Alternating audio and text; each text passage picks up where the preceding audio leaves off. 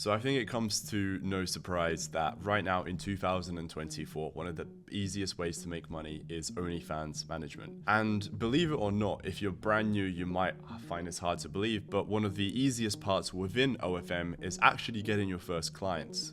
Simply because supply and demand is massively in your favor, meaning there are far more clients to work with than there are competitors that are trying to steal these clients from you. And look, at the end of the day, I'm sure maybe 5, 6, 7, 10 years down the line, that will probably switch where there will be way more agencies out there ready to work with clients than there are people doing OnlyFans, right? But right now in 2024, that's definitely not the case. You can go on Google. I mean, you can probably see it with your own eyes. You can't probably go on Twitter, Instagram, you name the platform. You probably can't go a day or a week without seeing or hearing about an OnlyFans creator. They're everywhere, right?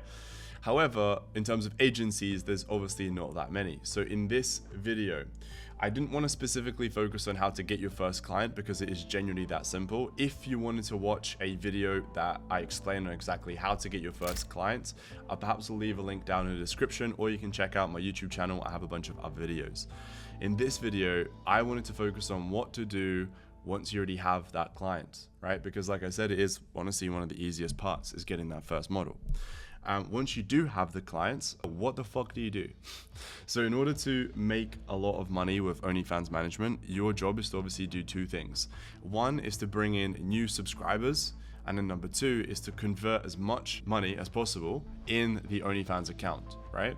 So those are two of your objectives. Now, some people run their agency where they just provide chatting, aka a chatting agency, and therefore you take a smaller percentage and you alleviate one of the tasks that you'd have to do. Therefore, you literally just do the messages. The model focuses on the marketing, etc. But in most cases, you are in charge of doing two. So which will be number one, the marketing, how do you bring in new subscribers? And then number two, what do you do on the actual account itself to convert as many clients as possible? In this video, I have my screen right here. You can't quite see it on the camera, but I am screen recording and I'll pop it up on the screen right now. I have a couple of things that I wanted to go over on this video with you guys on something that a lot of these things I actually haven't spoken about on YouTube before, so they're going to be very insightful for you guys. And let's just jump straight into it. Also, I really, if I could just ask, it helps massively, but I hate it when people do this when I'm watching a video. If you could just leave a like on the video, they always help massively.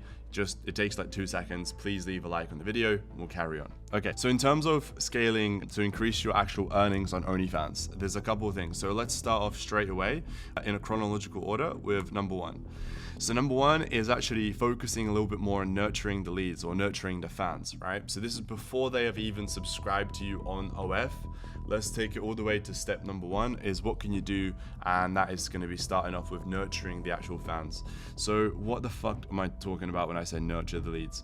So overall, before I go through each one of these, essentially the goal is for the fan to feel like they know you a lot more than the average model that they might follow on Instagram, right?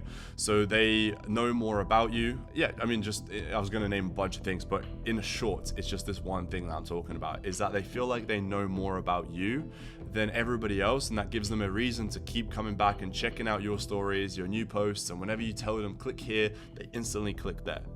Right now, more than ever as well, on online in general, we're basically essentially what's called a trust recession, right? Meaning that now more than ever, people distrust others online than ever before. And it makes complete sense, simply because there are so many people online selling bullshit or pretending to be something that they're not, or just simply lying, making stuff up.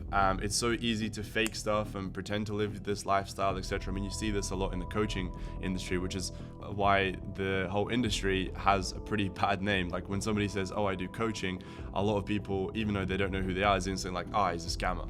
I get it. There's a lot of people that are doing that because it is so simple to do, which means that there are more people with distrust, right? Why am I talking about all of this?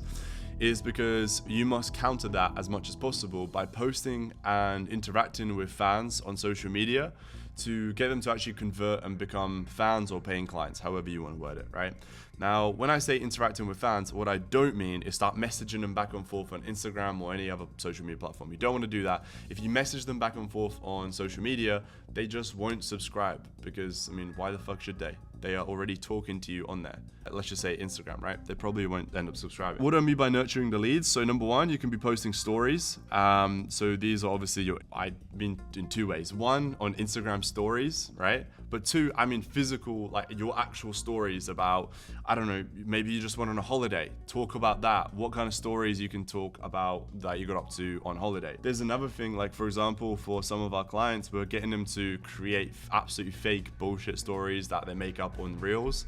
And they just basically exaggerated sexual fantasies where perhaps she's in an office and then all of a sudden something happens and it becomes sexual. You can kind of use your imagination to put the two and two together.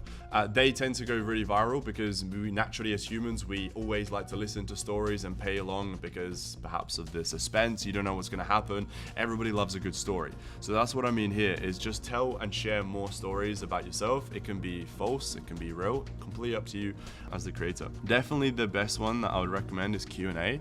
So just like on Instagram, it's super simple. You just pop up the ask me anything or ask me questions, and then you just pick out which ones you want to answer. You can also ask yourself questions if you wanted to answer a specific question. You literally just type that question in that box and you can answer it yourself. But Q&As are fantastic. Q&As are really great. What I would recommend is don't do more than like 5 or 6 answers on your story. Like if you have like 100 fucking stories, no one's gonna watch all of them. And 2, your viewership of your stories are going to dramatically plummet. So if you typically get 50,000 views, you're probably going to get like 15,000, right? So you don't want to do that. You want to answer about 5 questions at a time. That's fine. I recommend you doing it maybe 2-3 times a week, right? Cool. More behind the scenes as well. So if, for example, your model does webcamming as well as OF, sorry, she could post like, what does the studio look like? What does she get up to in the behind the scenes? Or for OF, obviously, what is the behind the scenes like preparing for shoot or going to a shoot, etc. Right?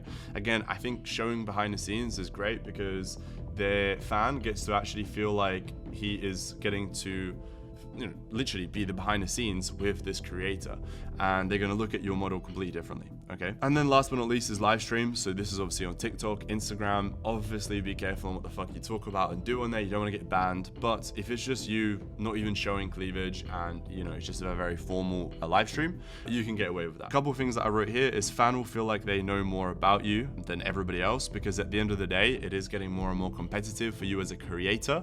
Back when I first started in 2020 managing some clients, back then you could literally just do a little TikTok dance, show some cleavage, and you're going viral, right? And you're making tens of thousands of dollars. Doesn't quite work like that anymore. Yeah, so you have to, do something different and differentiate yourself from all of the other creators, okay?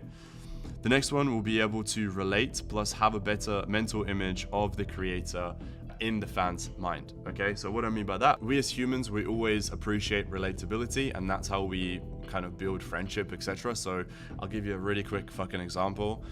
In your head, you watching this video right now at home, in your head, imagine somebody that you just can't imagine getting along with. Like you either really don't like them or even fucking hate them. Like somebody who you really don't like, yeah? Cool, you got that person. Hopefully it's not me. The other person is the opposite. Imagine probably your best friend, somebody who you could really get along with, the opposite, right? Somebody you really don't like, somebody you really like, okay? Now, think about the person that you really like. You probably have quite a lot of things in common, right? If you thought of one of your boys, you probably, I don't know, support the same football team, you go on same pub, I don't know what the fuck you do, right? The point is that you probably have a lot of commonality. You have a lot of things in common. The opposite, somebody that you really don't like, is most likely the opposite. You have different beliefs, you completely disagree with most of their viewpoints and their opinions, etc. You don't like how they dress, how they look, how they you just fucking don't like that person, right? So when you relate on a lot of things, you both have a dog, you both live in the UK, you both went to university or some shit, all of a sudden, this fan is going to be more likely to subscribe and spend more with the creator. Okay, cool. Next one. So moving on to the next one, boys, the subscription fee. So this is how you can increase your OnlyFans income, is by adjusting the subscription fee. So there's absolutely no right or wrong subscription fee. It's completely up to you. There are a couple things to note that I'll talk about here on why you should change the subscription fee, and depending on these different things I'm about to talk about, okay? So quick things to note before I talk about that is higher fee will overall essentially result in better quality of subscribers. And what I mean by better quality is they'll obviously spend more. That's all we give a fuck about. We're not running a charity here, right? So you want to increase the price of your subscription fee based on the traffic. So what I mean by that is if you're getting, like, if your model is going crazy viral, you're doing fantastic work with the marketing department, and you're getting tons and tons and tons of subscribers in through the door, you can afford to up the subscription fee simply because you can afford to lose out on a bunch of subs who can't afford it, no problem, because the ones that can afford it will pay even more, and you actually end up with a net profit of even more than if you were cheap to, $4, for example, subscription fee. Plus more. What I mean by more, by the way, increase the price. So if your model, or if I say model, by the way, but when I say your model, it's the same as your client, same shit. If your client is essentially an influencer, like a really big influencer, or obviously a celebrity, a musician, an actress, whatever it is, you can obviously bump up the price massively, right? You look at somebody like Black China, her subscription fee was like $27, I believe, if not even more. The other thing is looks. Genuinely, like, hate me or not if I say that, but just looks is a very important one. If the model is just good looking, I don't know how else to fucking put it. You understand what I'm saying? Yeah, it's subjective, I suppose, but you get what I'm saying. If the model is good looking, you can charge more. I think I should probably fucking move on from that one. Reduce price if volume of conversations is slowing down. Now, don't do this instantly as soon as one day you're having less conversations. No, like if it's a whole month and you've noticed that, wait a minute, for some reason there's not that many people actually getting back to us anymore. And there can be so many reasons, like if her social media, if her Instagram's been banned and you're getting less new subscribers and all of a sudden you have less conversations, then boom, that could be one. If your model has or if your client has just got into a relationship and she's posted her boyfriend on her story and all of a sudden all the fans are like, oh, nah, I'm not really interested anymore. That could be one. I mean, bro, like there are so many different things that I could list, so you can imagine yourself. But the idea is that you want to do it after like a month. You don't want to instantly just see like 1 or 2 days of a slight reduction in the amount of conversations and be like, right, we need to reduce the price. No. Also, to be honest, I don't really know why I put $5.99 to $16.99. It can be fucking anything. It's up to you, boys. The overall encompassing idea is really simple. The bigger the fee, the higher quality of subscribers, however, the less of them. You understand?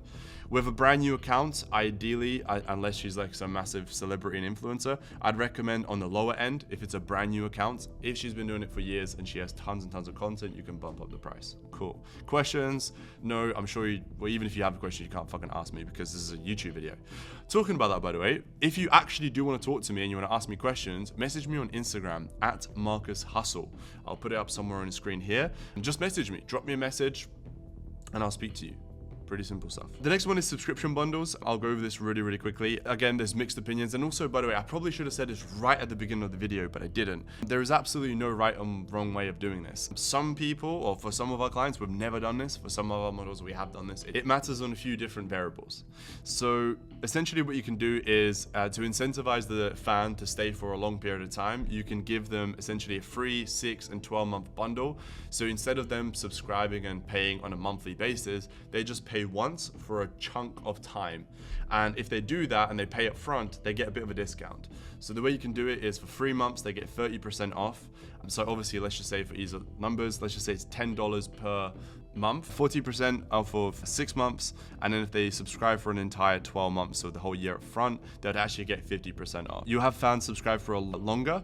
Therefore, the LTV, which stands for lifetime value of each subscriber, is technically higher. So if the sub stays on for a whole year and actually messages back and forth, which by the way is quite rare, but if you can manage to do that, you can sell them more content. Therefore, they will make more money for the account. Okay. The next one as well is reduce the amount of changing of subscribers / some people call it churn rate, right? Why is this important? Because once you have chatters set up, or if you're doing a chatting yourself, if you know the same subscribers, you can remember what are they into, etc. You don't have to keep having the same conversation over and over, which inevitably you will, obviously, with more and more scale. But if you have the same big spenders over a long period of time, it will make your chatter's life a lot easier. You understand? Okay, cool. And then, last but not least, is create some scarcity. right? So there's a couple things that you can do, but naturally we all as humans, we don't want to miss out on something. So that is FOMO, fear of missing out. When there is a shortage of something or limited number of X thing, we'll be more likely to take action and buy, right? So what can you create scarcity with? So you can do with content. So you can say like, oh, I've got this new set of, X pictures or videos that I've created. I'm only going to be sending it to 100 subs, etc. Or you can obviously promote exclusive content that is going to be on your OF, but you promote it on your social medias, obviously. You can create scarcity with Skype calls. So you can say only for 5 more people, I'm going to be doing a discounted price for Skype calls. You can obviously chat to the model. Live stream, same thing. You can do like spin the wheel and you can have an exclusive amount of people that join a live stream. And then with each one of these exclusive limited amount of entries for these live streams, there will be a growing demand, so you can start charging more for this. And then obviously sub discount limit, so you can say, okay, for the next 100 subscribers, I'm giving them 50% off, but in reality you've actually doubled the price anyway. So let's just say you actually wanted to you wanted to charge $5 per month for your fee. What you would do for this sub discount limit is you'd simply double the sub fee to $10, and you're giving them a 50% discount, so now it's $5 for the next 100 people. But in reality, you're going to charge $5 anyway. Thank you so much for watching. If you haven't, leave a like and subscribe as well. I'll see you next one.